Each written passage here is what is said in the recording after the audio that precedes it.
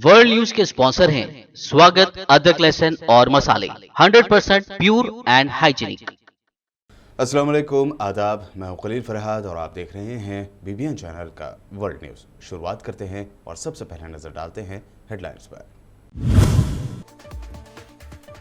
Myanmar में फौजी बगावत के दौरान शहरियों का प्रोटेस्ट करने का सिलसिला जारी। अब म्यांमार की फौज ने इंटरनेट के साथ साथ विकिपीडिया तक रसाई को भी रोक दिया।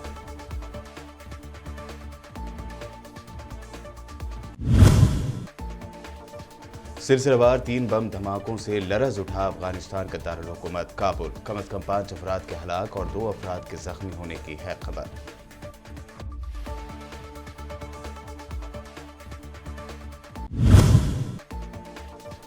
सऊदी अरब के शहर रियाज में दुनिया के सबसे महंगे हॉर्स रेस का हुआ आगाज। सऊदी वली अहद शहजादा मोहम्मद बिन सलमान जीतने वाले को देंगे $30 मिलियन।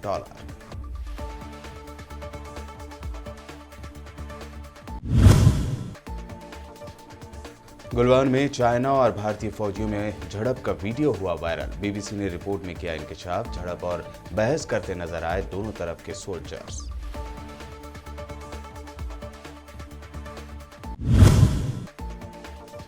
यूपी के मुजफ्फरनगर में मुनक्कद किसानों की महापंचायत में मोदी सरकार के खिलाफ गरजी प्रियंका गांधी। कहा, किसानों को टेररिस्ट और गद्दार करार देकर मोदी सरकार ने की किसानों की तौहीन।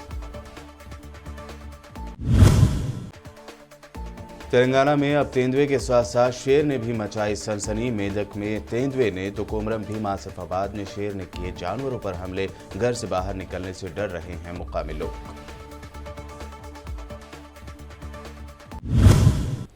अक़वाम मुत्तहिदा में इसराइल के साबिक़ मंदूब ने पाबंदियों के बगैर अमेरिका की जौहरी मुआहदे में वापसी से खबरदार किया है। उनका कहना है कि इसराइल मुमकिना रद्द-ओ-अमल पर नज़र करेगा। इसराइली ओहदेदार डैनी डेनन का कहना था कि अमेरिकी जानते हैं कि जौहरी मुआहदे में क्या गलतियां हैं। माजी में हम एलानिया तौर पर बता चुके हैं और कई बार उन्हें सलामती कौंसिल में पेश भी किया जा चुका है। इसराइली साबिक़ मंदूब ने जोर देते हुए कहा कि पिछले 5 ही सालों में सूरत हाल ख़राब हुई है। अगर अमेरिका ईरान के न्यूक्लियर प्रोग्राम की गलतियों को एक जानिब रखकर न्यूक्लियर डील में दोबारा दाखिल हुआ तो इसराइल को ईरान के हवाले से मुश्किल फैसले करने होंगे।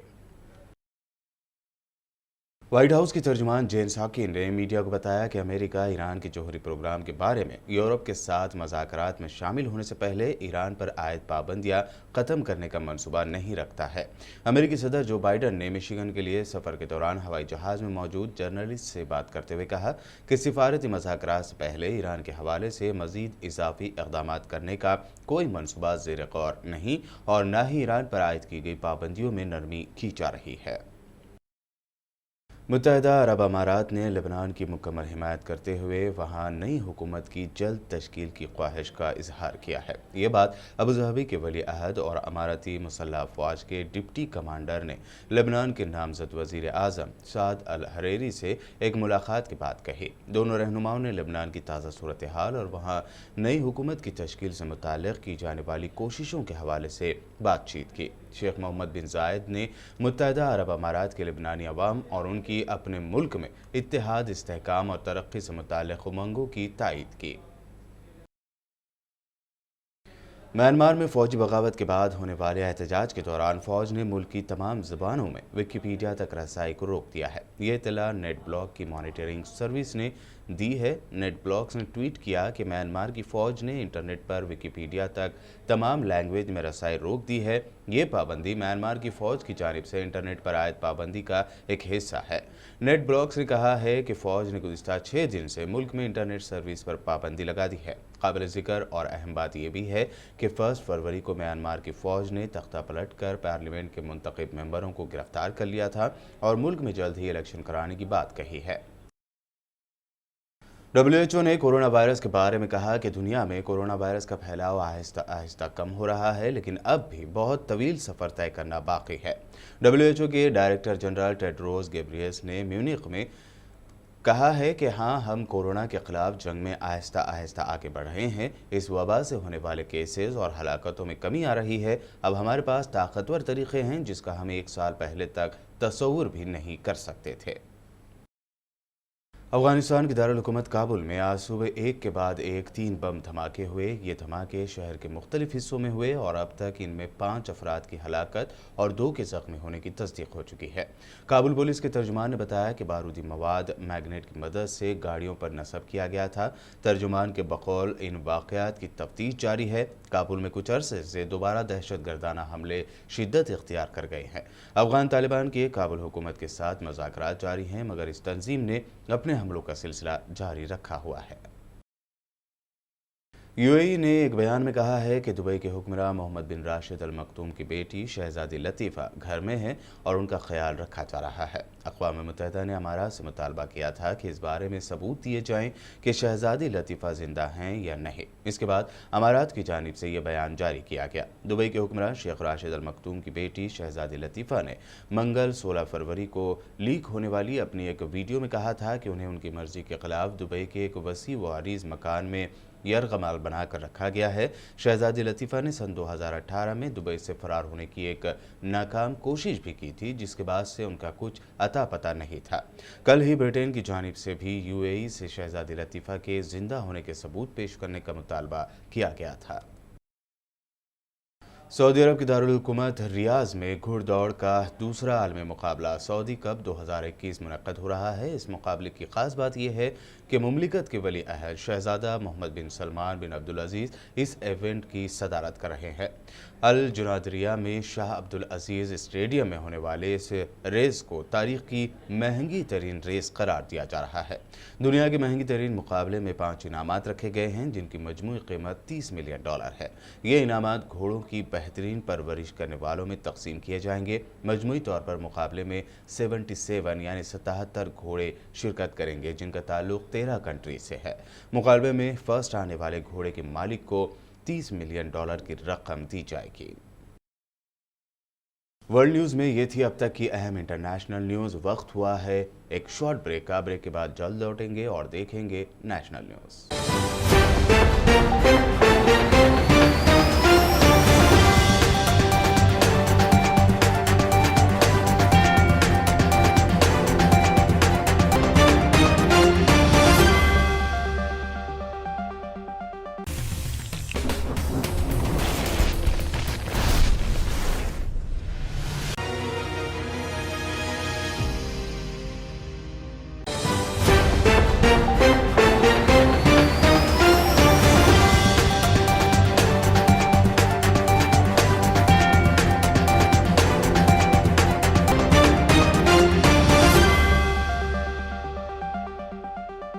ब्रेक के बाद बढ़ते हैं मज़ीद अहम खबरों की जानिब। पहली मरतबा गलवान में चीन की फ़ौजियों के साथ हुई भारतीय फ़ौजियों की झड़प का वीडियो मंजर-ए-आम पर आया है।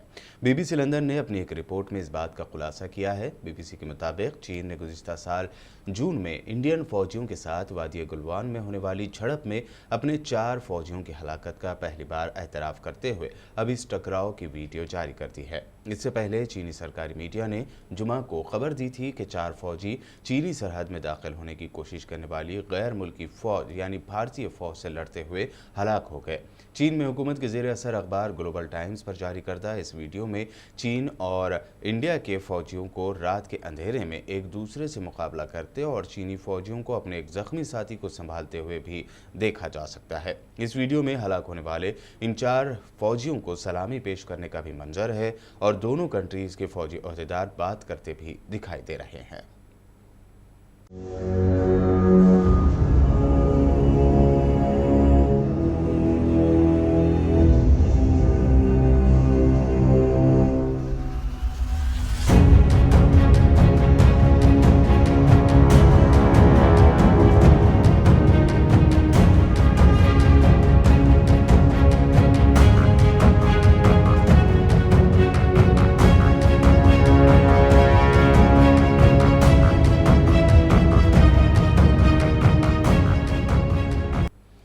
महंगाई को लेकर कांग्रेस के फॉर्मर प्रेसिडेंट राहुल गांधी ने मोदी सरकार को घेर लिया है। इस पर ट्वीट करते हुए राहुल गांधी ने तंज करते हुए लिखा कि महंगाई का विकास यानी तरक्की।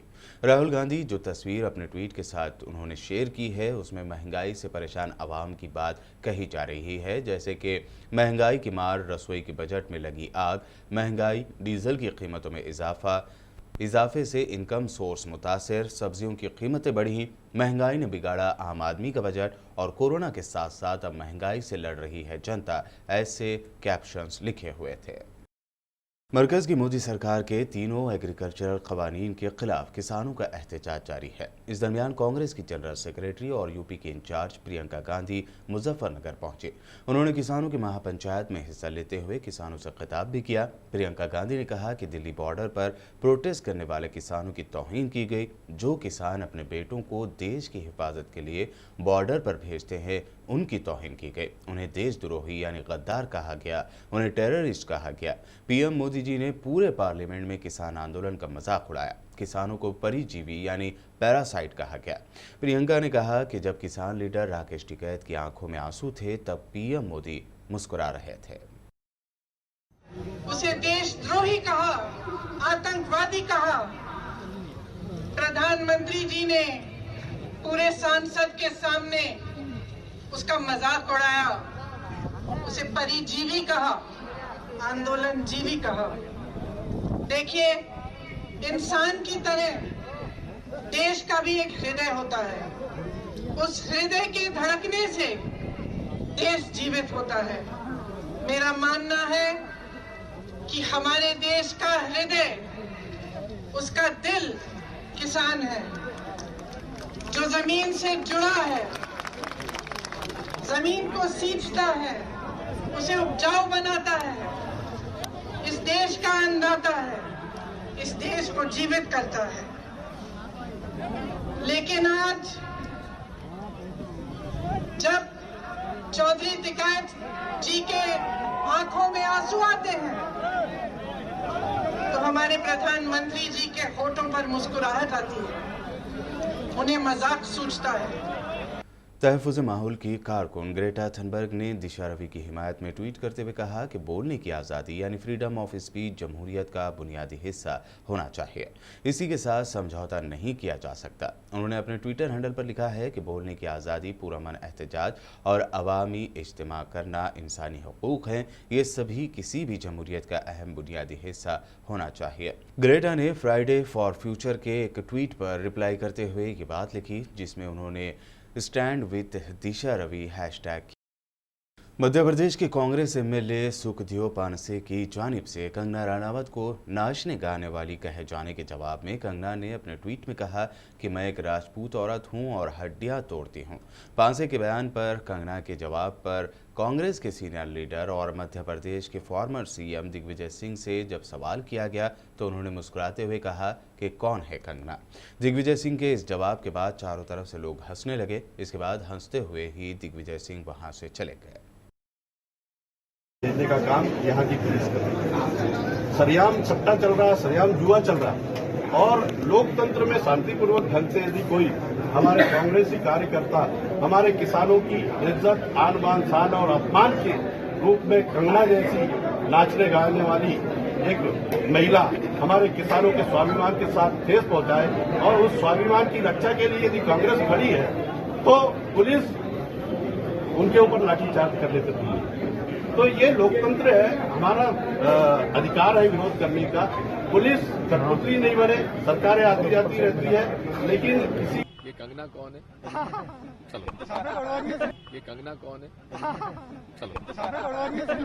महाराष्ट्र में छत्रपति शिवाजी महाराज की जयंती बड़ी ही धूमधाम से मनाई गई। हमेशा चर्चा में रहने वाले अरविंद पाटिल निलंगेकर ने महाराष्ट्र के शहर निलंगा में शिवाजी जयंती के मौके पर एक शानदार तकरीब मुनक्किद करते हुए निलंगा के शहरियों का दिल जीत लिया। हर साल की तरह इस साल भी अक्का फाउंडेशन की तरफ से मराठी सिने एक्टर उद्धव गुप्ते का प्रोग्राम शिवाजी विद्यालय मैदान में मुनक्किद किया गया। लगातार 2 दिन चलने वाले इस प्रोग्राम के आखिरी दिन सही रे सही नामी एक नाटक भी पेश किया गया।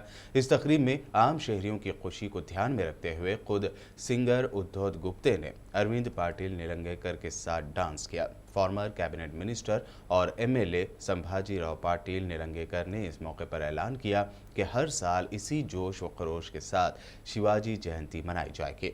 अरविंद पाटिल निलंगेकर के इस शानदार प्रोग्राम पर निलंगा की जनता ने उनका दिल से शुक्रिया अदा किया। दादा आपका ताल जैसे हिरनी की चाल, हमारा दे धमाल। दादा कभी कभी आपसे जलन होती है, क्योंकि दादा आपके साथ लक्ष्मी, आपके साथ प्यारे। किस दादा की बात कर रहा हूं मैं?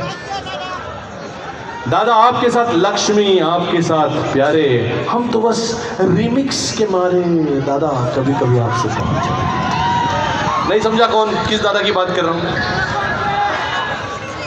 दादा दादा आपके साथ असली मधुबाला, और हमें ढूंढनी पड़ती है मेरी मधुबाला। बताओ किस दादा की बात कर रहे हैं? दादा आपके साथ असली मधुबाला, और हमें ढूंढनी पड़ती है मेरी मधुबाला। दादा कभी कभी आपसे बहुत जलन होती है, क्योंकि हम कितना भी करें फिर भी आखिर है शोर। तेलंगाना में अब तेंदुए के साथ साथ शेर के आज़ादाना घूमने और जानवरों पर हमला करने से खौफ की लहर दौड़ गई है। इस मरतबा तेंदुए ने जहां तेलंगाना के डिस्ट्रिक्ट मेदक में खौफ फैलाया है, तो वहीं कोमरम भीम ज़िले में शेरों के आज़ादाना घूमने की वजह से देहातियों में खौफ व दहशत पाई जाती है।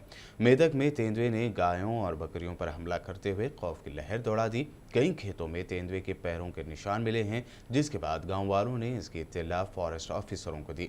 फॉरेस्ट अफसरों ने फौरी मुकाम पर पहुंचकर जायजा लिया। दूसरी जानिब कोमरम भीम आसिफाबाद के गुंडेपल्ली गांव में एक शेर के गाय पर हमला करने की कोशिश के बाद लोगों में खौफ पैदा हो गया। इसके अलावा एक और देहात में बाज़ जंगली जानवर आज़ादाना खेतों में घूमते हुए मवेशियों पर हमले कर रहे हैं। जंगल के आसपास के तकरीबन 35 देहातों के अवाम मकानों से बाहर कामकाज के लिए जाने से डर व खौफ महसूस कर रही है। गांव वालों ने महकमे जंगलात के अहदेदारों से मुतालबा किया है कि वो जंगली जानवरों को जल्द से जल्द पकड़कर जंगल मुंतकिल कर दें।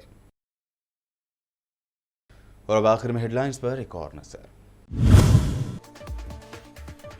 म्यांमार में फौजी बगावत के दौरान शहरियों का प्रोटेस्ट करने का सिलसिला जारी। अब म्यांमार की फौज ने इंटरनेट के साथ साथ विकिपीडिया तक रसाई को भी रोक दिया।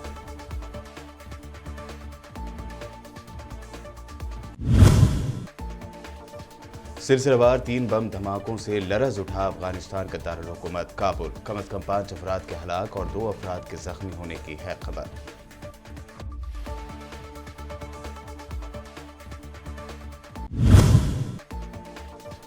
सऊदी अरब के शहर रियाज में दुनिया के सबसे महंगे हॉर्स रेस का हुआ आगाज। सऊदी वली अहद शहजादा मोहम्मद बिन सलमान जीतने वाले को देंगे $30 मिलियन।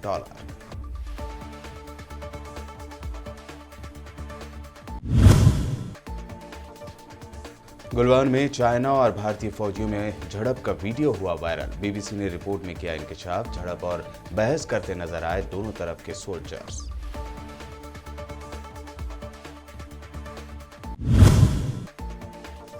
यूपी के मुजफ्फरनगर में मुनक़द किसानों की महापंचायत में मोदी सरकार के खिलाफ गरजी प्रियंका गांधी। कहा, किसानों को टेररिस्ट और गद्दार करार देकर मोदी सरकार ने की किसानों की तौहीन। तेलंगाना में अब तेंदुए के साथ साथ शेर ने भी मचाई सनसनी। मेदक में तेंदुए ने तो कोमरम भीम आसिफाबाद में शेर ने किए जानवरों पर हमले। घर से बाहर निकलने से डर रहे हैं मुकामी लोग। वर्ल्ड न्यूज़ में ये थी अब तक की अहम नेशनल और इंटरनेशनल न्यूज़। यूट्यूब पर हमारे चैनल को सब्सक्राइब जरूर करें। मज़ीद अपडेट्स के लिए बने रहिए हमारे साथ और देखते रहिए BBN चैनल।